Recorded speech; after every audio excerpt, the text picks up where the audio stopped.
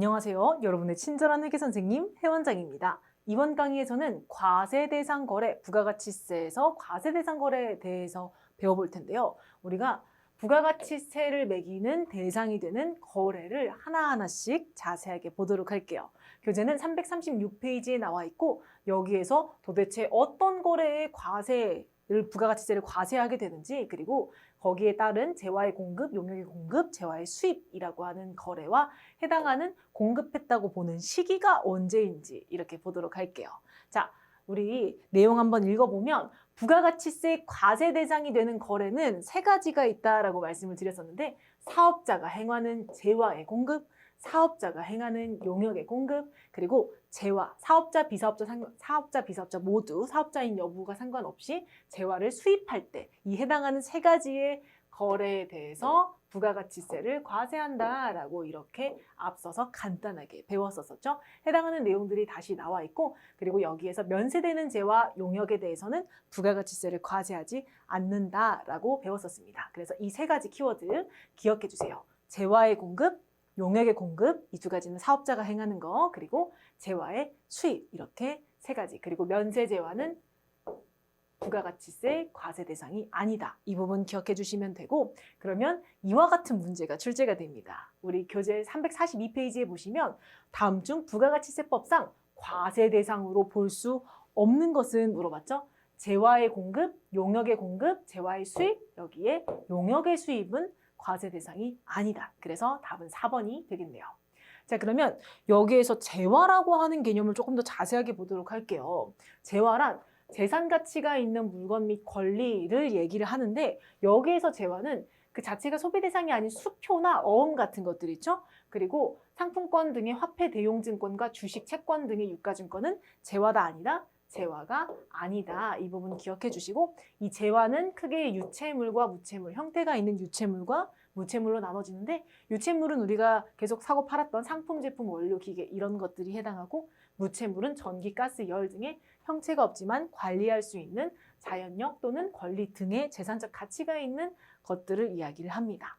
자, 그리고 공급, 우리가 이제 재화에 대한 개념을 알아봤고, 그럼 공급은 뭐냐? 공급은 우리 회계에서 매출과 일반 기업 회계 기준의 매출과 거의 유사하다. 그래서 팔았다, 그럼 공급했다, 샀다, 공급받았다라고 표현한다고 했었죠. 그래서 여기 보시면 일반 기업 회계 기준에 유사하게 일반적으로 재화를 인도하거나 넘기거나 용역을 제공했을 때 부가세법상 공급으로 보고 부가가치세를 부과한다라고 이런 공급에 대한 내용이 나와 있습니다. 그래서 공급은 매출 팔았다는 거구나 이렇게 생각해 주시면 되고, 그럼 여기에서 재화의 공급에 이제 종류가 있습니다. 이 부분 좀 잘 기억해 주셔야 하는데요.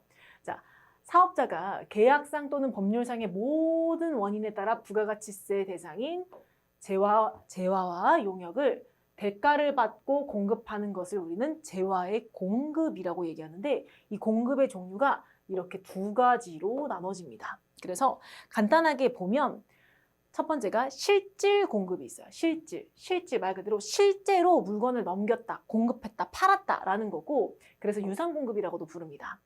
그리고 간주 공급이라는 게 있어요. 간주는 그렇게 하지 않았지만 그렇게 본다라는 뜻으로 팔지 않았는데 판 걸로 본다라는 뜻이라고 이해하시면 될 것 같아요. 무상 공급. 약간 특이하죠. 나는 안 팔았는데 너 팔았으니까 세금 내, 부가가치세 내라고 얘기를 하는 거래가 있다는데, 그럼 일단 먼저 실질 공급에 대해서 알아보도록 하고, 이 간주 공급이 어떠한 경우에 이렇게 공급으로 간주 보는 건지를 보도록 할게요. 자, 먼저 실질 공급.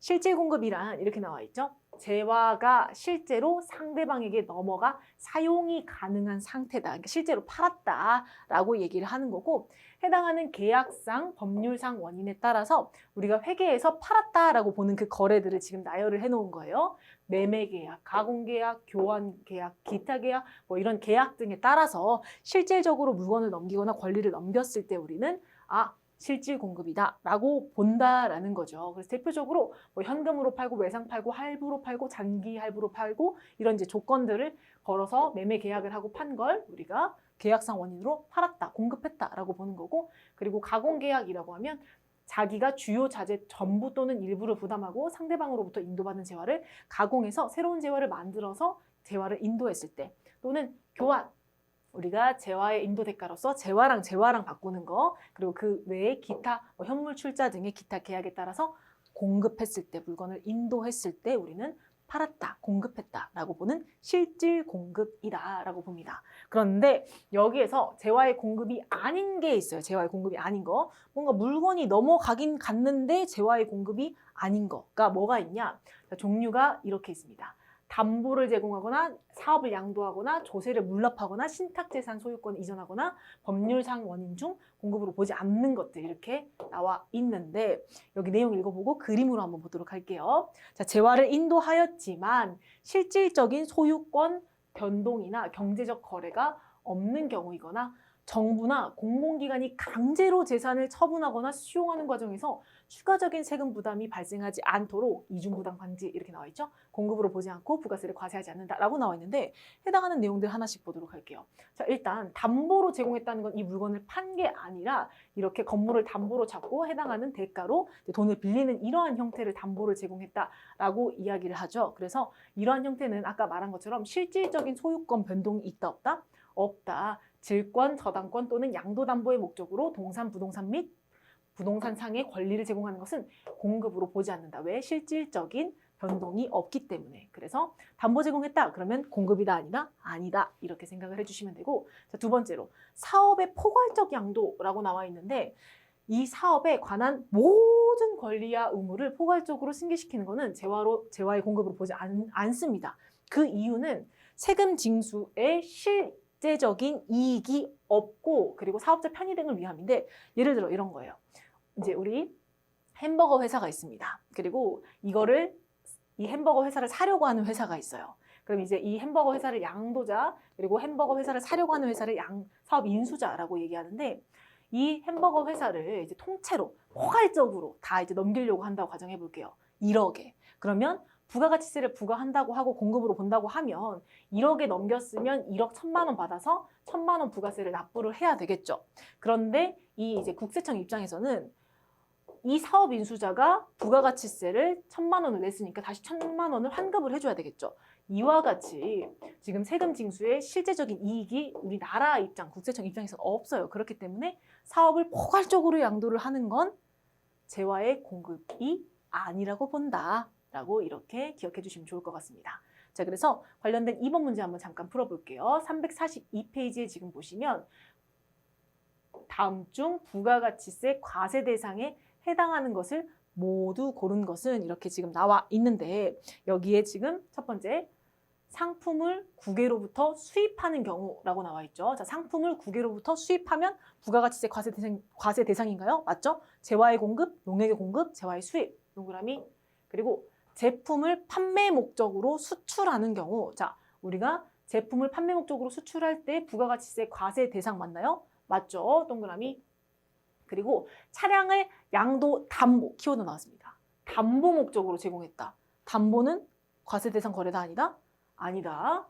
땡. 그리고 사업용 기계장치를 매각하는 경우, 자, 기계장치 매각하는 경우에는 과세 대상 거래가 맞겠죠. 자, 그래서 여기서 조금 주의하실 게 선생님, 수출은 아까 세금이 0%라면서요. 자, 세금이 0%인 거랑 세금이 없는 거랑은 다른 거예요. 우리 수출하는 경우에도 영해세율을 적용받는 과세 대상입니다. 그런데 똑같은 물건을 우리나라에 팔면 10%인 거고 그거를 해외에 팔 때는 외화 획득 장려 목적으로 0%로 적용을 시켜주는 거지 과세 대상이 아닌 게 아니다. 이 부분을 조금 기억해 주시면 좋을 것 같아요.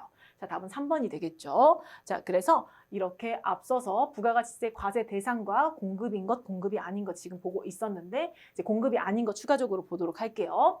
자, 지금 보시면 신탁재산의 소유권 이전이라고 나와 있는데 신탁재산은 뭐냐면 이렇게 지금 맡기는 사람을 위탁자 그리고 이제 맡아주는 그 금융기관 등을 수탁자라고 하죠. 내 재산을 내가 운용을 할 수도 있지만 이렇게 맡아서 운용해 주세요라고 맡기는 재산을 신탁재산이라고 얘기를 하고 그럼 이 기관은 이렇게 운용, 뭐 예금, 적금, 주식, 채권 등의 운용을 해서 돈을 벌겠죠. 그리고 이거를 맡긴 고객 또는 제3자에게 이렇게 이익을 제공하게 됩니다. 즉 재산이 뭔가 이동을 한 거죠.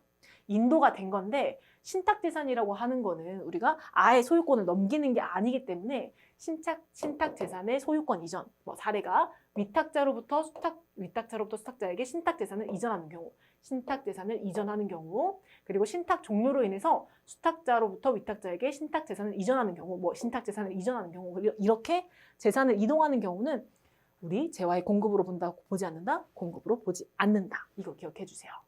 자, 그 다음에 법률상 원인 중 공급으로 보지 않는 것이라고 나와 있는데, 우리가 나라에서 뭐 예를 들어 세금을 안 냈다고 하면 그 조사를 나와서 해당하는 내가 가지고 있는 자산들을 압류해 가거나 이러한 절차를 거치게 되죠. 그래서 그러한 국세징수법에 따른 공매, 민사집행법에 따른 경매 등으로 재화가 인도됐어요.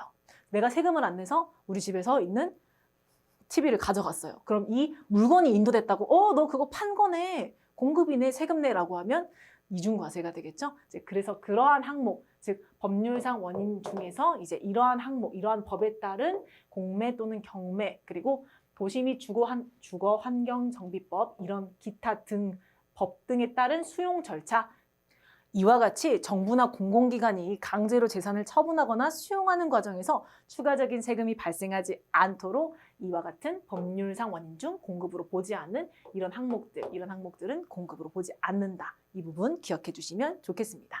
자, 그래서 공급으로 보지 않는 거에 대해서 우리가 실질 공급과 함께 공급이 아닌 것들에 대해 한번 알아봤는데요. 그러면 여기에서 이제 두 번째로 간주 공급에 대해서 보도록 할게요. 자, 간주 공급은 뭐라고 말씀드렸죠? 공급으로 본다라는 건데, 내가 물건을 뭔가 판매를 한 게 아닌데 판매한 거로 본다라는 거예요. 자, 한번 내용 볼게요. 재화의 간주 공급이란 재화의 공급에 해당하지 않는 어떠한 사건들을 일정한 요건에 해당하면 재화의 공급으로 보고 뭐라고 한다? 부가가치세, 과세 대상이 되는 걸 말한다라고 얘기합니다. 그래서 여기에 사업자가 재화를 실제로 판매하지 않더라도 과세 대상으로 간주해 세금을 부과하는 제도인데, 왜 이런 제도를 가지고 있냐? 과세의 공정성을 유지하고 부가가치세 납부 회피를 방지하기 위함이다 라고 나와 있는데, 이 부분 이제 하나씩 자세하게 보도록 할게요. 자, 일단 이 부분을 다 암기를 하고 해당하는 부분이 실무에 모두가 다 적용이 되진 않지만 기본적인 틀을 이해하면 나중에 세무 2급 등의 공부를 할 때 조금 더 수월할 수 있으니 지금은 간주 공급이라는 게 그런 거구나 라고 생각하시고 실무 부분에서 해당하는 분계를 할 때 조금 더 집중해 주시면 좋을 것 같습니다. 처음 배우는 분들은 조금 어려우실 수 있다는 점 참고해 주세요. 자, 그러면 일단 간주 공급 볼게요. 간주 공급은 총 4가지, 자가 공급, 개인적 공급, 사업상 증여, 폐업 시 잔존 재화, 이렇게 나눠져 있습니다. 자가 공급은 또 3가지로 면세 사업의 전용, 비영업용 소형 승용차 또는 그 유지의 전용, 판매 목적 타사업장 반출, 직매장 반출 이렇게 나와 있는데, 선생님 알겠어요. 판 거 아닌데 뭘 도대체 판 거라고 본다는 거죠. 자, 첫 번째 보겠습니다. 자가 공급 볼게요. 자, 자가 공급이라는 게 뭐냐면 말 그대로 나한테 팔았다, 뭐 이렇게 해석을 할 수도 있는데, 사장님이 내 과세 사업하고 관련해서 뭔가 만들거나 샀어요. 취득을 했어요. 그런데 이런 재화를 내 사업을 위해서, 그러니까 내가 산 거를 내 사업하는 데 썼대요. 사용하거나 소비를 했대요. 그러면 굉장히 정상적이죠. 그런데 그러한 것들 중에 이러한 면세 사업에 쓰거나 비영업용 소형 승용차 또는 그 유지에 사용을 하거나 판매 목적 타사업장 반출로 보면 내가 내 거를 내 사업하는 데 썼지만 뭘로 본다? 공급으로 본다라는 거죠. 그러면 하나하나씩 보도록 할게요. 자, 일단 첫 번째, 면세 사업의 전용 보겠습니다. 자, 면세 사업의 전용이 뭐냐면 과세 사업과 관련해서 취득한 재화를 어디다 썼다? 면세 사업에 쓰거나 소비하는 경우 간주 공급으로 본다. 즉 부가가치세를 매긴다라고 지금 이해를 하시면 되는데, 여기에서 한번 예를 들어 볼게요. 일단 우리 회사가 운수회사입니다. 운수회사인데 운수회사에서는 지금 이제 우등 고속버스를 운영할 수도 있고 시외버스를 운영할 수도 있어요. 이 둘 다 운영할 수 있겠죠. 근데 여기에서 이제 두 개의 차이점이, 우등 고속버스는 과세 사업이에요. 과세 사업이라고 하면 이렇게 소비자가 있으면 이 소비자한테 버스비가 10,000원이다라고 하면 얼마 받아야 된다? 부가가치세 포함해서 11,000원을 받아야 된다는 거죠. 그리고 이 세금을 계산할 때 매출세액 그리고 매입세액이 이렇게 있으면 계산을 한다고 하면 매출세액에서 1,000원 이렇게 해서 세금을 납부해야 할 의무가 있는 사업자다. 과세사업은. 그래서 여기 보시면 부가세를 거래징수에서 납부해야 할 의무가 있고 그러면 내 우등 고속버스 사업을 위해서 나는 지금 돈 벌어서 세금 낼 거니까 이 우등 고속버스를 위해 100만 원짜리 타이어를 사면서 10만 원의 부가가치세를 납부를 하고 세금 계산서를 잘 받았다고 하면 이거에 대한 부가가치세 납부세액, 즉 매입세액을 이렇게 공제를 받을 수 있다는 거예요. 이해되셨죠? 그런데 우리 회사가 만약에 면세 사업을 하는 시외버스만 하는 회사다라고 하면 이 시외버스 사업자, 즉 면세 사업자는 고객에게 요금 10,000원을 받는다고 치면 부가가치세가 없기 때문에 매출세액이 없어요. 매출세액이 없죠. 내는 세금이 없죠. 그리고 만약에 이 시외버스 사업자가 나 우리 회사도 버스 회사라 타이어 사서 써야 된다. 근데 이 타이어 사서 쓸 때 타이어 가격 자체의 부가가치세가 10%가 매겨지기 때문에 면세 사업자라고 해도 타이어 살 때 100만 원만 내는 게 아니라 110만 원 부가세까지 내야 돼요. 그럼 이 상대방은 너 세금 냈으니까 증빙 줄게요 하고 세금 계산서를 주겠죠. 받고 있습니다. 그럼에도 불구하고 면세 사업자는 부가세법상 사업자, 즉 사람이 아니기 때문에 매입세액 공제도 못 받아요. 이게 핵심입니다. 그래서 시외버스 사업자, 면세 사업 관련된 사업자는 부가세 납부하는 것도 없고 면제고 부가세 냈다고 해도 매입세액이 공제를 안 해준다는 겁니다. 자, 그런데 지금 이 상황은 어떤 상황이냐? 우리 회사가 이제 생각을 하는 거죠. 과세랑 면세 같이 하는데 이거 봐라. 타이어를 과세 사업 한다고 샀을 때 세금 계산서 잘 받아놓고 이 매입세액에 대한 공제를 받는 거예요. 자, 일단 받았죠. 그리고 이거를 이렇게 살포시 면세 사업에 갖다 쓰는 겁니다. 그럼 이제 국세청 입장에서는 이거 봐라. 이거 봐라. 매입 과세 사업에 써서 부가세 납부한다고 매입세 공제 다 받아놓고 면세 사업에 갖다 써? 부가가치세 안 내는? 자, 이렇게 됐을 때는 내 타이어를 내가 쓴 거지만 과세 사업 거를 면세 사업에 이렇게 사용 소비했을 때는 뭘로 본다? 이 타이어를 내가 나한테 공급한 걸, 즉 판 걸로 본다. 이해되셨죠? 판 걸로 본다는 겁니다. 그래서 이러한 지금 사례들을 지금 설명을 드렸는데 여기에서 애초에 구입했을 때 나 이거 면세 사업에 쓸 거야 라고 매입세 공제를 받지 않은 것은 간주공급으로 당연히 보지 않겠죠. 공급받지 않았으니까, 세금에 대한 혜택을 받지 않았으니까. 하지만 과세 사업에 쓴다고 매입세액을 공제를 받아놓고 이거를 살포시 면세 사업에 쓰면 그 사용한 거, 내 거를 내가 쓴 거지만 공급한 걸로 보고 해당하는 부가가치세를 납부를 해야 된다. 그게 뭐냐? 자가 공급 중에 공급으로 보는 면세 사업의 전용, 면세 사업에 사용한 거다. 이렇게 생각을 하시면 되겠습니다. 이 말이 이해가 되시면 돼요. 아, 그래서 공급으로 보는구나. 내가 내 거를 썼는데. 자, 그 다음 두 번째 비슷한 개념입니다. 자, 두 번째는 자가 공급 중 비영업용 소형 승용차 또는 그거를 유지하는 데 전용, 사용했다라는 겁니다.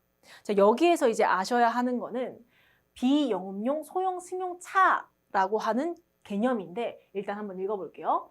과세 사업과 관련해서 취득한 재화를 매출세액에서 공제되지 아니하는 비영업용 소형 승용차로 사용 또는 소비하거나 그 자동차를 유지하기 위하여 사용 또는 소비하는 경우 뭘로 처리? 간주 공급으로 처리라고 합니다. 자, 그러면 우리 회사가 이제 타이어 회사라고 가정을 해볼게요. 타이어 회사는 이제 타이어를 사서 타이어를 팔아서 해당하는 부가가치세를 납부를 하는 회사가 되겠죠. 그죠? 그런데 여기에서 이 중요한 게 이 부분입니다. 매출세액에서 공제되지 않은 비영업용 소형 승용차라고 하는 이 개념이 중요한데 우리가 이런 거죠. 자, 차를 샀어요. 회사에서 차를 샀습니다. 그럼 그 차를 우리 회사에 일을 하기 위한 목적으로 당연히 샀겠죠. 일을 하기 위한 목적으로 샀다고 하더라도 자, 차를 사면 예를 들어 1,000만 원짜리 자, 1,000만 원짜리 차를 샀다고 한번 가정을 해볼게요. 1,000만 원. 자, 1,000만 원짜리 차를 사고 해당하는 부가가치세를 납부를 하면 얼마를 내야 되죠? 그렇죠. 우리 100만 원, 10%니까 100만 원을 내야 하죠. 그러면 이렇게 100만 원의 이제 매입세액이 발생하고 해당하는 자동차 회사에서 당신 세금 냈으니 세금계산서 주겠습니다라고 세금계산서를 잘 받아도 이 100만 원에 대한 세금을 매입세액을 공제를 받을 수도 있고 그렇지 않을 수도 있다. 그 차에 대한 기준이 뭐냐? 그 차에 대한 기준이 비영업용 소형 승용차이면 그 해당하는 매입세액에 대한 공제를 해주지 않고 그렇지 않으면 매입세액에 대한 공제를 해줍니다. 그러면 왜 그런지와 이거에 해당하는 차가 뭔지를 한번 볼게요. 자, 일단 여기 먼저 보겠습니다. 우리가 영업용 차랑 비영업용 차가 있는데 영업용 차는 우리 회사에서 이 차를 사용해서 직접적으로 돈을 버는 자 이런 택시 운수업의 택시가 될 수도 있고 이런 차를 영업용 차라고 하고 또는 자동차 판매업의 판매용 자동차도 영업용 차라고 얘기를 해요. 그런데 이제 그럼 비영업용 차는 뭐냐? 우리 회사에서 이렇게 직접적으로 차를 활용해서 차 가지고 돈을 벌거나 이 차를 파는 회사가 아닌 다른 회사, 우리 회사 제조기업이죠. 전산회계 1급에서는 제조기업인데 제조기업에서 그냥 일하려고 산 차 또는 이제 제품 운반용 화물차 이런 것들을 다 비영업용 차라고 합니다. 그럼 일반적으로 우리 회사에서 우리 회사 택시 회사다, 우리 회사 버스 회사다라는 말이 없으면 그냥 다 비영업용이겠죠. 그리고 여기에서 소형 승용차의 정의가 뭐냐? 소형 승용차라고 하는 차는 개별 소비세라고 하는 세금을 내는 과세 대상이 되는 차 같은 말로 생각하시면 돼요. 소형 승용차 이꼬르 개별 소비세법 과세 대상. 이 소형 승용차의 정의가 승용차는 8인승, 인승으로 따지면 8인승 이하 그리고 배기량으로 따지면 1000cc 초과하는 차이거나 이륜, 오토바이인데 배기량 125cc 초과하거나 캠핑용 자동차 이런 것들이 우리 소형 승용차 개별 소비세법이 과세 대상이 되는 차라고 볼 수 있고 그리고 그 외가 뭐가 있냐면 배기량 낮은 거, 즉 경차나 또는 화물차 이런 것들이 그 외의 차량이라고 볼 수 있습니다. 그래서 여기서 정리를 해보면 무슨 말이냐? 우리 회사에서 차를 사는데 1,000만 원이 들어서 부가가치세를 100만 원이 냈다라고 하더라도 그 100만 원에 대한 매입세액을 공제받을 수 있는 차는 화물차 이런 차는 공제를 받을 수 있지만 비영업용 소형 승용차 같이 일반적인 차를 샀을 때 매입세액에 대한 공제를 해준다 안 해준다? 안 해준다는 거죠. 왜? 만약에 그거 해줬다라고 하면 아무리 일하는 데 쓴다고 하더라도 회사 돈으로 좋은 차 많이 사서 매입세액 공제 많이 받아서 일하는 데 많이 쓰고 다니겠죠. 그런 것들을 좀 방지하고자 딱 봐도 일할 때 쓸 것 같은 경차나 딱 봐도 일할 때 쓸 것 같은 화물차를 제외하고는 일반적인 비영업용 소형 승용차를 구매하는 데 발생한 매입세액은 불공제, 그 차를 사고 세금계산서를 받았다고 하더라도 공제를 해주지 않는 불공제 항목이라는 거예요. 그런데 여기에서는 그럼 이 우리 회사에서 비영업용 소형 승용차 또는 그 유지에 사용한 이 항목에 대해서 즉 매출 우리 비영업용 소형 승용차를 사용 또는 소비하게 되면 그 금액에 대해서는 이제 간주 공급이라고 본다라는 건데 그럼 예를 한번 들어볼게요. 이제 여기 있는 예시 보겠습니다. 자, 일단 우리 회사가 타이어 회사예요. 타이어 회사는 타이어를 사서 타이어를 이제 팔아가지고 부가가치세를 납부하는 회사죠. 그러면 여기에서 이제 읽어보면 타이어 회사에서 사업용으로 구매한 타이어를 즉 우리 회사에서 일반적으로 이렇게 타이어를 외부에서 구매를 해왔어요. 그러면 부가가치세를 이렇게 납부를 하고 매입세액을 자, 매출세액에서 매입세액 이렇게 있으면 이 부가가치세 10만 원 납부한 거를 매입세액에서 이렇게 공제를 받았겠죠. 우리 회사 사업 목적으로 사와서 세금계산서를 받아서 이렇게 공제를 받았습니다. 공제를 다 받아놓고 이거를 어디다 썼냐? 불공제 항목인 비영업용 소형 승용차에 사용을 한 거예요. 이거 우리 회사 업무차인데 저거 그 타이어 우리 회사 거 타이어 똑같으니까 갖다 씁시다 이렇게 하고 이제 쓴 거예요. 사용하거나 소비를 한 거예요. 그러면 내가 우리 회사의 차에 사용을 한 거지만 뭐라고 본다? 타이어를 공급한 것으로 본다. 우리 회사 내 타이어를 나한테 팔았다고 보고 이거에 대해서 부가가치세 내라고 본다. 맥락이 이해되시나요? 아, 그래서 우리 회사에서 사업용으로 구매한 타이어를 우리 회사 차에 쓰게 됐는데 이 차에 쓴 거가 이제 비용용 소형 승용차 사용 또는 소비라고 하면 내 회사 타이어를 나한테 공급한 것으로 보고 부가가치세를 납부하라고 간주 공급으로 보는구나. 이렇게 이해를 하시면 될 것 같아요. 하지만 여기에서도 구입했을 때 애초에 매입세액이 공제되지 않은 항목에 대해서는 간주 공급으로 보지 않는다라고 볼 수 있겠죠. 정상적으로 타이어를 팔아서 부가가치세 거래 징수해서 납부를 해야 하는데 내 거를 내가 쓰게 되면 그 관련된 세금에 대해서 세금 내라고 얘기를 한다는 거죠. 자, 그래서 앞선 이제 우리 면세사업 전용과 그리고 비영업용 소형 승용차 전용은 너 그거 네 사업한다고 사놓고 매입세 공제 다 받았으면 정상적으로 소비자한테 판매해서 매입세 우리 매출세액 납부를 해야 하는데 그거를 네가 너 거를 갖다 써? 그러면 너한테 판 걸로 봐. 세금 내라고 얘기를 하는 거고 그 다음에 이제 세 번째 자가 공급 중에 세 번째는 판매 목적 타사업장 반출. 이건 이제 약간 맥락이 다릅니다. 맥락이 다른데 어떻게 다른지 한번 볼게요. 자, 사업장이 둘 이상인 사업자가 자기 사업과 관련해서 만들거나 취득한 재화를 판매한 목적으로 다른 사업장에 반출 보낸다는 거죠. 이거를 보냈는데 뭘로 본다? 공급으로 본다라고 이야기를 하는 건데 이거를 하는 이유는 너 그 세금 뭐 이렇게 안 내려 그러지? 네, 이게 아니라 사업자의 불필요한 자금 압박을 감소시켜주기 위함이고 그리고 주사업장 총괄납부 사업자 단위 과세는 제외인데 예를 들어 볼게요. 우리 회사가 모니터를 만들어서 이제 판매를 하는 회사라고 가정을 해볼게요. 그러면 제조 공장이 이렇게 있고 그리고 이거를 판매하는 직매장이 있겠죠. 그럼 이 제조 공장에서는 계속해서 원재료를 구입해서 만들기만 할 테니까 자, 물건을 사면 부가가치세를 내게 되고 계속해서 매입세액만 발생을 하게 되니까 계속해서 공제만 받겠죠. 계속 공제. 매출세액은 없고 매입세액만 발생해서 공제만 받게 될 거예요. 그래서 여기서 매출세액, 매입세액 이렇게 따지면 납부세액이 나오겠죠. 공장에서 판매를 하진 않을 테니 매출세액은 0원이고 매입세액은 계속해서 뭐 10만 원 정도로 발생을 해서 계속 매입만 하고 계속 공제세액만 환급만 받게 되는 거죠. 그리고 이 직매장 판매하는 곳에서는 우리 회사 거 우리 거 갖다 쓰는 거니까 이제 매입은 없고 계속 매출해서 세금 내고 매출해서 세금 내고 계속해서 매출세액, 납부세액만 발생하게 되겠죠. 한 곳에선 계속 환급, 한 곳에선 계속 납부 이렇게 되다 보니까 물론 이렇게 하나의 회사로 봤을 때는 결론적으로는 뭐 금액을 더 내거나 덜 내거나 이런 상황은 아니겠지만 이제 여기 나와 있는 것처럼 우리가 불필요한 자금 압박을 받을 수 있다. 그렇기 때문에 제조 공장에서 판매 목적으로 직매장으로 이렇게 넘어갈 때 팔았다라고 보고 자, 팔았다라고 하면 매출세액이 발생을 하겠죠. 그리고 마찬가지로 이 직매장 입장에서는 내가 샀다라고 하니 매입세액이 발생을 하겠죠.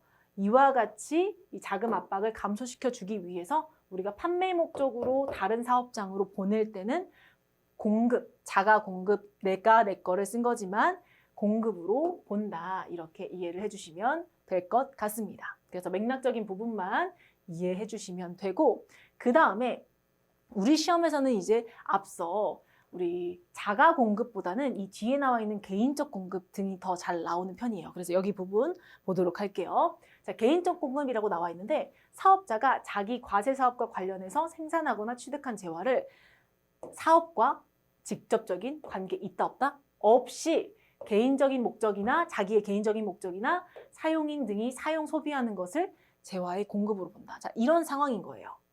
우리 회사 모니터 회사 제품, 모니터 회사가 모니터를 판매를 하겠죠. 근데 이 모니터를 사장이 개인적으로 자기 집에서 사용을 했다고 합니다. 그러면 어떤 형태가 발생을 하게 되냐? 우리 회사가 원래 모니터 회사면 그 외부에 있는 소비자한테 모니터를 팔아서 모니터 가격이 10만 원이라고 하면 11만 원 부가가치세를 10,000원을 받아서 부가가치세 10,000원을 이렇게 내야 되잖아요. 그죠? 내야 되는데 이 모니터를 만들기 위해서 이미 재료를 다 사서 매입세 공제 다 받아놓고 팔아가지고 부가가치세를 거래징수한 게 아니라 갑자기 사장님이 이걸 가지고 갔어요. 우리 회사 직원이 이걸 가지고 갔어요. 그렇게 되면 매입세 공제만 다 받고 세금을 안 내겠다고? 가만히 눈 두고 지켜보진 않겠죠. 자, 뭐라고 하냐? 모니터 갖다 쓴 거 너 이거 공급으로 봐. 그러면 이 모니터 갖다 판 거랑 동일하게 이 부가가치세 10,000원 내라고 얘기를 한다. 그래서 개인적 공급을 간주 공급이라고 본다는 건 이러한 맥락이고, 이에 따라서 회계 처리를 하게 되면 어떻게 되냐? 회계 처리 한번 볼게요. 사업주가 회사의 제품인 모니터, 자, 모니터 원가가 50만 원이고 시가가 100만 원이에요. 그럼 당연히 소비자한테 시가에 팔겠죠. 이거를 자기 집에 갖다 썼다고 합니다. 그럼 일반적으로 아까처럼 소비자한테 팔았을 때는 다음과 같은 회계 처리. 대변의 제품 매출 100만 원, 그리고 차변에 10% 받았겠죠. 110만 원 받았어요. 그리고 이 10만 원만큼은 부가세, 예수금 이렇게 회계 처리를 했겠죠. 납부를 해야 하니까. 그러면 이거를 갖다 썼을 때는 이와 같은 분계를 하시면 됩니다. 대변에 자, 판매한 게 아니니까 제품이라고 제품을 직접적으로 감소시켜주고 타개정 대체 이렇게 적으신 다음 원가로 적으시면 되겠죠. 그리고 이거 부가세를 원가로 했다고 5만 원으로 하는 게 아니라 부가가치세는 시가를 적용받아서 납부를 하셔야 됩니다. 당연히 공정하게 이렇게 해야 되겠죠. 그리고 부가세 예수금 10만 원. 그래서 차변에 우리 회사 사장님이 가져가게 되면 가지급금 등 계정 과목으로 사용하게 되는데 이렇게 가지급금 60만 원. 이와 같은 간주 공급, 개인적 공급을 했을 때 이와 같은 회계 처리를 통해서 공급이 아니지만 공급으로 본다라는 거죠. 이 부분 참고해 주시고, 자, 그러면 여기 나와 있는 참고 부분 볼게요. 사업자가 실비 변상적이거나 복리후생적인 목적으로 사용인에게 대가를 받지 아니하거나 시가보다 낮은 대가를 받고 제공하는 것은 개인적 공급으로 보지 않는다. 개인적 공급으로 보지 않는 항목들이 여기 나와 있어요. 시가보다 낮은 대가를 받고 제공하는 것은 시가와 받은 대가의 차액에 한정합니다. 자, 그래서 여기 나와 있는 키워드 작업복, 작업모, 작업파를 제공하는 경우에는 주면서 제공하면서 일할 때 쓸 건데 팔았다 보면 안 되겠죠? 그래서 작업복, 작업모, 작업파 이런 것들은 공급으로 보지 않고, 그리고 직장 연예 및 직장 문화와 관련된 재화 이런 것들, 그리고 여기 있는 항목 중에서 하나에 해당하는 재화를 제공하는 경우 항목별로 사용인 한 명당 연간 10만 원 한도로 지금 경조사 관련, 설날, 추석 관련, 창립기념일, 생일 등과 관련된 재화 등이 해당합니다. 이러한 항목들은 공급으로 보지 않는다라고 하는 예외 항목들이니까 참고해 주시면 좋을 것 같습니다. 자, 그리고 사업상 징여도 거의 비슷한 맥락이에요. 이게 뭐냐면 우리가 아까 말씀드렸던 것처럼 일반적으로 모니터 회사에서 모니터를 만들어서 팔아서 돈을 벌 때는 모니터 만들 때 내가 물건을 모니터 재료들을 다 사면서 매입세 공제를 다 받았겠죠. 그리고 나서 왜 매입세 공제를 해줬어요? 소비자한테 판매해가지고 부가가치세 거래징수해서 납부하라고 매입세 공제를 해줬는데 이거를 이제 누가 갖다 썼냐? 여기 나와 있는 고객이나 불특정 다수에게 증여를 했어요. 그러니까 회사 외부에 있는 사람한테 준 거죠. 거래처한테 저희 모니터입니다. 받아가시죠. 이렇게 준 거예요. 이렇게 줬는데 이렇게 줬을 때는 정상적으로 드렸으니까 부가세는 좀 내놓으시죠. 이렇게 하진 않았겠죠. 그런데 이제 이 항목에 대해서 우리는 모니터를 공급한 것으로 본다. 그러니까 팔았다고 보고 이 회사에 너 부가가치세 내라고 얘기를 한다. 그래서 여기 읽어보면 모니터 회사의 제품을 거래처에 무료로 제공했다면 이는 간주 공급으로 처리한다. 하지만 구입했을 때 매입세 공제가 되지 않은 것은 간주 공급으로 보지 않는다. 애초에 매입세 공제를 안 받았다면 간주 공급으로 보고 부가세를 내라고 하진 않겠죠. 그래서 이 항목 사업장 증여 분계까지 한번 보면 동일하게 제품 정상적으로 팔았을 땐 대변의 제품 매출 100만 원, 그리고 차변에 110만 원, 대변에 부가세 예수금 10만 원 이렇게 부가가치세 납부해야 될 금액이 이렇게 나와 있겠지만 실제적으로 이제 사업상 증여가 일어났을 때는 이렇게 대변의 제품 원가로 감소시켜주고 해당하는 부가세는 시가와 동일하게 부가세 예수금 10만 원으로 적어주고 차변에는 우리 거래처에게 제공한 거는 기업 업무 추진비라고 하는 비용 계정 과목 쓰게 되겠죠. 그래서 이와 같이 분계를 해주시면 된다. 그래서 앞에 개인적 공급과 사업상 증여 항목만 이제 가끔 회계 처리 항목으로 실무 항목으로 나오니 이 부분 참고해 주시면 되고, 자, 여기에서 이제 사업자가 사업을 위하여 증여하는 것으로 아래에 해당하는 것은 공급으로 보지 않는 것, 즉 사업상 증여인데 공급으로 보지 않는 것입니다. 그래서 대가받지 않고 다른 사업자에게 인도하거나 양도하는 견본품. 아주 작은 가격이 저렴한 것들 이야기하는 거죠. 그리고 재난 및 안전관리 기본법으로 적용받아 특별 재난 지역에 공급하는 물품. 그러니까 뭔가 재난 지역에 공급하는 물품은 주면서도 세금을 내라고 하진 않는다는 거죠. 그리고 자기 적립 마일리지 등으로 인한 마일리지 포인트로 전부 결제하고 이제 공급하는 재화 이런 것도 공급으로 보지 않는다라고 나와 있습니다. 그래서 사업상 징역까지 보셨고, 자, 그다음 마지막 간주 공급은 폐업 시 잔존 재화예요. 이걸 보면 이제 회사들이 폐업할 때 왜 싸게 파는지를 알 수 있어요. 자, 한번 볼게요. 사업자가 폐업할 때 자기 과세 사업과 관련하여 생산하거나 취득한 재화 중 남아있는 재화는 나한테 공급했다고 본다. 맥락을 보면 이렇습니다. 모니터 만들 때 원재료 구입해서 매입세 공제 다 받았는데 왜 받았어요? 팔아서 부가세 거래 징수해서 납부하라고 매입세 공제 다 해줬겠죠. 그런데 매입세 공제 다 받았는데 망했어요. 그러면 남아있는 물건들이 있겠죠. 그 남아있는 물건들에 대한 부가가치세 누가 부담해요? 사장님이 부담하시는 겁니다. 남아있는 거 사장님한테 다 팔았다고 본다. 그러면 팔았다고 본다는 건 뭐예요?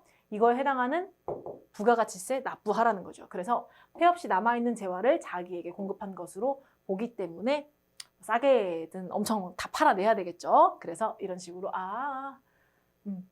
폐업 시 잔존재와 폐업 시 남은 물건들 다 사장님한테 공급한 걸로 보고 부가가치세를 내라고 하는구나. 매입세 공제를 애초에 받은 것들에 한해서. 그래서 이렇게 생각해 주시면 되겠습니다. 그래서 지금 이제 문제가 어떤 식으로 출제가 되는지 한번 볼게요. 자, 우리 교재 343페이지의 5번 문제입니다. 부가세법상 재화의 공급으로 보지 아니하는 거래 이렇게 지금 나와 있는데, 지금 보시면 첫 번째 담보로 제공하는 건 공급이다 공급이 아니다? 공급이 아니라고 했죠. 실질적인 권리가 넘어가는 게 아니니까. 그 다음 두 번째로 자, 아니라는 걸 찾으라고 했으니까 일단 얘는 답이 되겠네요. 동그라미로 헷갈리지 않게 쳐놓을게요. 사업장별로 그 사업에 관한 모든 권리와 의무를 포괄적으로 승계하면 이것도 재화의 공급으로 보지 않는다고 했죠. 그래서 답이니까 동그라미 쳐놓고, 자, 일반적으로 매매계약에 의해 재화를 인도하게 되면 이거는 공급으로 보는 거죠. 자, 그 다음 D, 폐업 시 잔존 재화. 자, 폐업 시 남아있는 물건들은 사장님한테 공급한다고 본다고 했죠. 그리고 매입세 공제를 당시에 받았다고 하니 이것도 마찬가지로 공급으로 보니 답이 아니겠네요. 자, 그 다음에 상속세를 물납하기 위해 부동산을 제공하는 것. 우리 세금을 물건으로 냈는데 그 물건 낸 것도 팔았으니까 세금 내 이렇게 하지 않는다라고 아까 공급으로 보지 않는 항목들에서 보셨었죠. 그래서 동그라미 이렇게 해서 A, B, E 답은 3번이 되겠네요. 자, 그 다음 7번 볼게요. 다음 중 부가가치세법상 재화의 간주 공급에 해당되지 않는 것을 물어봤죠. 자, 간주 공급이라고 하는 건 내가 공급하지 않았는데 공급했다, 팔지 않았는데 팔았다라고 보는 항목들이고, 여기에서 사업상 징역, 폐업 시 잔존재와 개인적 공급 세 가지 해당하고, 현물 출자는 간주 공급이 아니라 실질 공급에 해당하겠죠. 그래서 답은 2번이 되겠네요. 자, 그 다음 문제 볼게요. 9번입니다. 다음 중 부가가치세법상 재화의 공급으로 간주되어, 재화의 공급으로 본다는 거죠. 재화의 공급으로 간주되어 과세 대상이 되는 항목은, 그러니까 과세 대상이 되는 간주 공급 항목을 찾으면 되겠죠. 여기서 답은 지금 4번인데, 사업자가 자기 생산 취득 재화를 자기의 고객이나 불특정 다수에게 증여하는 경우는 사업상 증여로 간주 공급으로 보는 사례가 되겠죠. 그래서 답은 4번이 되겠습니다. 자, 그래서 재화의 공급에 대해서 우리가 알아봤고, 그 다음 용역의 공급에 대해서 한번 보도록 할게요. 우리 기억나시죠? 지금 다시 돌아오셔야 해요. 부가가치세 과세 대상이 되는 거래는 재화의 공급, 용역의 공급, 그 다음 재화의 수입 이렇게 세 가지인데, 두 번째 용역의 공급, 용역에 대해서 한번 알아보도록 할게요. 용역은 재화 외에 재산 가치가 있는 모든 영무와 그 밖의 행위를 말한다. 그리고 이 용역도 실질 공급과 무상 공급이 있는데, 실질 공급은 말 그대로 실제로 계약 또는 법률상의 원인에 따라서 실질적으로 서비스를 제공한 것, 시설물, 권리 등의 재화를 사용하게 하는 것을 이야기한다. 그래서 실질적으로 뭐 이런 사례들이 있겠죠. 건설업의 경우 건설 사업자가 건설 자재 전부 또는 일부를 부담하고, 또는 자기 주요 자재를 전혀 부담하지 않고 상대방으로부터 다 받은 재화를 단순히 가공만 해주는 거, 이런 것들, 또는 산업상, 상업상 또는 과학상의 지식, 경험 또는 숙련에 관한 정보를 제공하는 걸 우리는 용역의 실질 공급이라고 얘기를 하고, 자, 용역의 무상 공급 여기란에 보시면 사업자가 자신의 용역을 자기 사업을 위하여 대가를 받지 않고 타인에게 용역을 공급하는 것은 주의, 용역의 공급으로 보지 않는다. 그러니까 공짜로 내가 서비스를 제공했을 때는 사실 추적하기도 힘들고 그래서 용역의 공급으로 보지 않는다는 거죠. 그런데 여기에서 특수관계인의 사업용 부동산 임대 용역을 대가를 받지 않고 공급하는 것은 용역의 공급으로 본다. 이거를 주의를 해주시면 될 것 같습니다. 그래서 간주 공급, 이제 재화 같은 경우는 실제로 넘어간 것도 있고 실질 공급도 있고 실제로 판 게 아닌데 이제 간주 공급으로 보는 게 있지만, 용역은 실질적으로 이제 공짜로 뭔가 대가를 받지 않고 서비스를 제공했을 때 추적하기 쉽지 않으니 공급으로 보지 않지만, 특수관계인에게 사업용 부동산 임대 용역을 대가를 받지 않고 공급하는 건 공급으로 보는구나. 이 부분 기억해 주시고, 그리고 고용관계에 따라서 근로를 제공하는 건 용역의 공급으로 보지 않습니다. 그래서 여러분들이 받는 일반적인 회사에서 일해서 받는 월급에는 부가가치세를 과세하지 않죠. 이 부분 참고해 주시면 되고, 관련된 문제 한번 풀어볼게요. 344페이지의 10번입니다. 자, 부가가치세법상 용역의 공급으로 과세하지 않는 것은 이라고 지금 나와 있는데 1번 볼게요. 고용관계에 의하여 근로를 제공하는 경우는 용역의 공급으로 보지 않는다고 했었죠. 그래서 답은 1번이 되겠네요. 자, 그 다음에 재화의 공급, 용역의 공급, 재화의 수입. 세 번째, 재화의 수입입니다. 그래서 수입이란 외국으로부터 물품을 사들이는 걸 우리가 이렇게 수입이라고 얘기를 하죠. 그런데 이 수입에서 다음 중 어느 하나에 해당하는 물품을 국내에 반입하는 걸 이제 수입이라고 하는데, 여기 나와 있는 외국으로부터 국내에 도착한 물품으로서 수입 신고가 수리되기 전의 것이 이제 국내로 도착하면 수입이다. 그리고 수출 신고가 수리된 물품인데 지금 수출 신고가 수리된 물품으로 선적된 물품을 다시 반입하면 이것도 수입으로 본다. 이게 세부적인 내용인 거고, 우리 여러분들께서는 외국에서 우리나라로 이렇게 구매를 해오는 걸 수입이라고 하는데, 여기에서 우리나라에서 약간 특징적인 구간이 있어요. 구역이 있는데 보세구역이라고 해서 세금을 보류를 하는 구간이 있습니다. 우리나라는 우리나라인데 일종의 외국으로 보는 거죠. 그래서 수입이나 수출 통관 절차를 완료하기 전까지 물품을 보관하거나 가공할 수 있는 지정된 정해진 구역인데, 이 보세구역이 있다면 보세구역에서 반입하는, 그러니까 여기 보세구역으로 오는 거는 수입이 아니라 보세구역에서 이제 여기를 벗어나는 걸 수입이라고 본다라고 생각해 주시면 되고, 그럼 이제 재화 수입에 따른 부가가치세 징수 관련해서 이 부분을 기억해 주시면 돼요. 일단 재화의 수입은 사업자가 아닌 개인인 경우에도 부가가치세 과세 대상으로 본다. 그래서 사업자냐 사업자가 아니냐 다 부가가치세 과세다. 자, 그런데 여기에서 과세 대상으로 보면 수입 신고 후 통관할 때 세관장, 세관장이 수입하는 자에게 부가세를 징수한다. 즉 외국에서 이렇게 사왔다고 하더라도 이 외국에서 너 부가세 얼마나, 이게 아니라 우리나라로 이렇게 들어올 때 세관을 통관하면서 이 물건 얼마짜리니까 우리나라 부가가치세 세금 10% 내세요 라고 이렇게 얘기를 하는 거고, 그렇기 때문에 이 세금을 냈다고 하는 증빙을 외국에서 세금 냈어요 하고 주는 게 아니라 우리나라의 세관장이 부가가치세를 걷어가면서 당신 이 수입한 물건에 대해서 부가가치세 납부하셨습니다 하고 수입세금 계산서를 누가 준다? 세관장이 준다. 이 부분을 기억해 주시면 좋겠습니다. 그래서 실무 입력하실 때 수입세금 계산서를 받았다. 그럼 이거 우리나라 세관장이 준 거구나. 이렇게 생각을 해 주시면 되겠네요. 자, 그 다음 볼게요. 그럼 이렇게 우리가 재화의 수입, 재화의 공급, 용역의 공급, 그 다음 재화의 수입, 이렇게 세 가지의 과세 거래에 대해서 보셨는데, 이 과세 거래에 대해서 이제 공급하는 시기, 공급 시기를 보도록 할게요. 도대체 그 물건을 언제 샀다고 볼 거냐, 언제 팔았다고 볼 거냐, 언제 공급했다고 볼 거냐인데, 그거가 중요한 이유가 그거겠죠. 그거에 따라 세금을 언제 냈다고 볼 거냐, 이게 이제 정해지기 때문에, 자, 공급 시기 볼게요. 부가세법상 어느 특정한 거래 사실이 어느 과세 기간에 귀속되는 것인가의 시간적 범위를 결정하는 기준을 말한다. 그래서 쉽게 생각하면 전산회계, 우리 재무회계 배웠을 때 기업회계 기준의 수익 인식 시점, 언제 수익이라고 쓸 거냐와 거의 동일합니다. 이 부분 기억해 주시면 되고, 자, 그러면 한번 볼게요.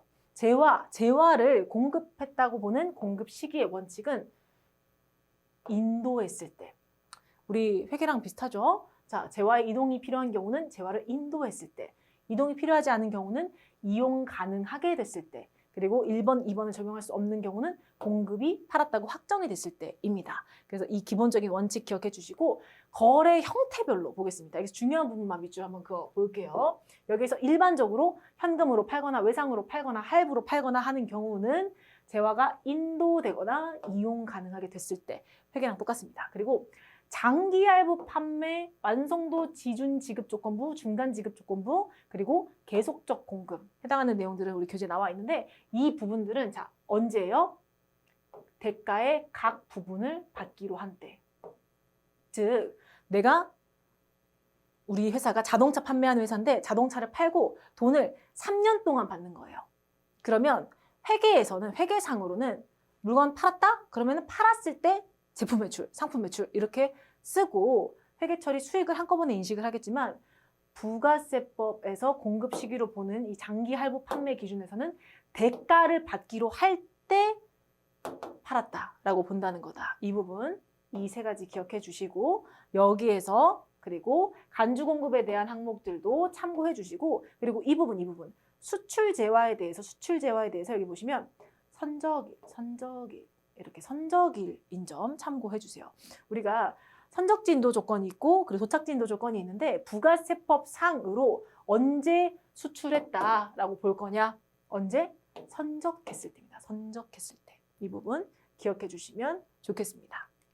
자, 그래서 재화의 공급 관련해서 우리가 봤고 그다음 용역의 공급 시기 볼게요. 용역의 공급 시기는 영무의 서비스 제공이 완료가 됐을 때 일반적이고 그리고 시설물 권리 등을 사용하게 하는 경우는 시설물 권리 등의 재화가 사용되는 때 일반적으로 용역을 공급했다라고 본다. 이 해당하는 부분 기억해 주시면 되겠습니다. 자, 그래서 원칙적인 부분들 위주로 일단 공부를 먼저 하신 다음에 우리는 관련된 문제 한번 풀어보도록 할게요. 자, 우리 교재 345페이지 보시면 지금 11번 문제 나와 있습니다. 부가세법상 재화의 공급 시기로 틀린 것은 이렇게 나와 있네요. 자, 틀린 것은 이라고 나와 있는데 하나씩 읽어볼게요. 현금 판매했을 때는 재화가 인도되거나 이용 가능하게 되는 때 맞죠? 동그라미. 그리고 반환 조건부라고 하는 건 그 반품을 조건으로 판매를 했다라는 건데 그 조건이 성취되어 판매가 확정되는 때 공급 시기 동그라미 맞습니다. 그리고 무인 판매기에 의한 공급은 우리가 무인 판매기에서 현금을 인취하는데 자, 다 지금 회계에서 수익 인식 조건, 거래 형태별 수익 인식 조건과 동일하죠. 무인 판매기 현금 꺼냈을 때. 그리고 4번 폐업 시 잔존재화. 자, 폐업 신고서 접수일이 아니라 우리가 폐업 시 잔존재화는 폐업일입니다. 폐업일. 그래서 폐업하는 때 이렇게 해주셔야 공급 시기로 올바른 내용이 되겠네요. 답은 4번이 되겠고 자, 그다음 15번 보실게요. 15번 보시면 다음 중 재화의 공급 시기로 옳지 않은 것은 이라고 나와 있는데 여기에서 옳지 않은 것은 자, 하나씩 찾아볼게요. 현금 판매, 외상 판매는 언제다? 인도되거나 이용 가능할 때이다. 동그라미. 그리고 내국 물품 외국 반출, 중개 무역 방식의 수출. 자, 언제다? 선적일이다. 선적일 또는 기적일이다. 그래서 2번도 동그라미. 자, 그 다음에 재화의 공급으로 보는 가공의 경우는 가공된 재화를 인도할 때입니다. 인도할 때. 그래서 가공이 완료된 때가 아니다. 인도할 때이다. 그래서 여기 그 다음에 반환 조건부 판매, 동의 조건부 판매, 그 밖의 조건부 판매 같은 경우는 조건이 성취되거나 기한이 지나 판매가 확정이 될 때이다. 그래서 얘는 동그라미. 답은 옳지 않은 것으론 3번이 답이 되겠죠. 여기까지 부가가치세 과세 거래에 대해서 재화의 공급, 용역의 공급, 그리고 재화의 수입 관련해서 하나씩 보셨는데 가장 많이 나오는 건 재화의 공급 부분에서 이제 실질적인 공급이 실무적으로 가장 많이 나오고 간주 공급은 이와 같이 이론 문제로 출제될 수 있는 점 참고해 주시고 이 부분의 맥락을 잘 복습해 주시면 좋을 것 같습니다. 우리는 다음 강의에서 뵐게요.